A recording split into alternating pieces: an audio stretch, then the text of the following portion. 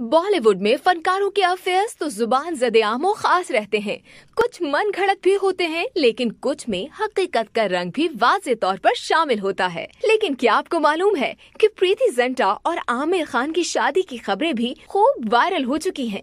ये उन दिनों की बात है जब अदाकारा प्रीति जिंटा और आमिर खान ने 2001 में एक साथ फिल्म दिल चाहता है में काम किया था।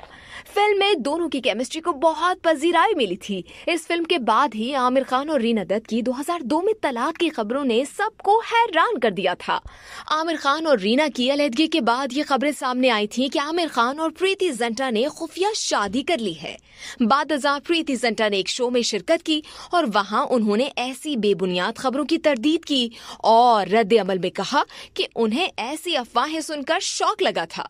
उन्होंने बताया कि जब आमिर खान की तलाक हुई तो उस वक्त मैं ही उनके सहारे के लिए सबसे ज्यादा करीब थी, क्योंकि हाल ही में हमने दिल चाहता है में काम किया था। अदाकारा ने कहा कि यहाँ आमिर खान की तलाक हुई और मैं मिसेज आमिर कहलाई जाने लगी। मैं जहाँ जाती थी मुझे बताना पड़ता था कि हमने शादी नहीं की।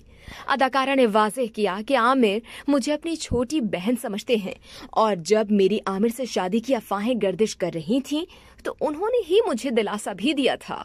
मज़ीद दिलचस्प खबरें जानने के लिए सब्सक्राइब कीजिए डेली जंक यूट्यूब चैनल।